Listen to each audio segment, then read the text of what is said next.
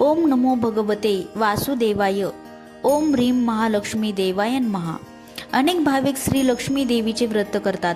आपल्यावर व आपल्या कुटुंबावर श्री लक्ष्मीची कृपा राहावी, संसारात सुखसमाधान लाभावे, हा हे व्रत करण्यामागचा हेतू असतो. श्री लक्ष्मी देवीचे व्रत केल्याने उत्तम फलांचा लाभ होतो. मार्गशीर्ष महिन्यातील पहिल्या गुरुवारी या व्रतास सुरुवात करावी आणि शेवटच्या गुरुवारी त्याचं उद्यापन करावं. काही कारणास्तव जर आपल्याला मार्गशीर्ष महिन्यात हे व्रत करणं जमलं नाही तर इतर कोणत्याही महिन्यातील पहिल्या गुरुवारपासून आपण या व्रतास प्रारंभ करू शकता आणि त्याच महिन्यातील शेवटच्या गुरुवारी या व्रताची आपण सांगता करावी. काही भाविक तर सतत संपूर्ण वर्षभर या व्रताचं पालन करताना दिसून येतात. आज आपण या श्री लक्ष्मी देवी व्रताचे काही नियम पाहणार आहोत. हे नियम जर आपण पाळले, या नियमांचं जर आपण पालन केलं तर श्री लक्ष्मी देवी व्रताचं संपूर्ण फळ आपणास नक्की प्राप्त होईल. या व्रताच्या दिवशी म्हणजेच गुरुवारी प्रातःकाळी लवकर उठावं, स्वच्छ आंघोळ करावी, शुद्ध अंतकरणाने आणि समृद्ध भावनाने पूजा विधी करावा.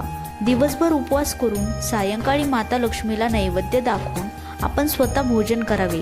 कधी कधी आकस्मिक अशा अडचणी उद्भवतात. अशा वेळी आपण केवळ उपवास करावा आणि जी पूजा आरती करायची आहे ती आपल्या घरातील इतर व्यक्तींकडून करून घ्यावी. जर गुरुवारच्या दिवशी एकादशी असेल, शिवरात्र असेल किंवा इतर उपवासाचा दिवस असेल, अशा वेळी फक्त पूजा आरती करावी. कथा स्वतः वाचावी किंवा ऐकावी. व्रताची पूजा व कथा ऐकण्यासाठी शेजाऱ्या पाजाऱ्यांना निमंत्रण द्यावं. त्यांचा यथोचित स्वागत सत्कार करावा.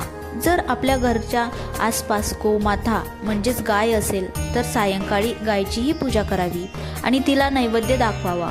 जेव्हा तुम्ही उद्यापन करणार असाल तर उद्यापनाच्या दिवशी पूजा आरती करावी, कथा वाचावी आणि 7 सुवासिनींना किंवा 7 कुमारिकांना हळदी कुंकवासाठी बोलवावे. एक फळ आणि या व्रतकथेची एक प्रत त्यांना द्यावी. शक्य झालं तर विद्वान ब्राह्मणांना किंवा कोणत्याही विद्वान व्यक्तीस शिदा, वस्त्र व दक्षिणा देऊन नमस्कार करावा. त्यानंतरच आपण भोजन करावं. गुरुवारच्या दिवशी लक्षात ठेवा, जेव्हा पूजा आरती होईल सर्वांना आपण प्रसाद देऊ, त्यानंतरच आपण स्वतः भोजन करायचं आहे. कोणत्याही महिन्याच्या पहिल्या गुरुवारी या लक्ष्मी व्रतास आपण सुरुवात करू शकतात.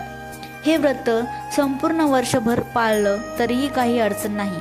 हे व्रत जे व्यक्ती अखंड वर्षभर पाळते तिच्यावर माता श्री लक्ष्मी प्रसन्न होते. पुराणामध्ये माता लक्ष्मी असं कथन करतात की माझे हे व्रत जो नित्य नियमाने करेल तो सदैव सुखी राहील, असं माझं वचन आहे.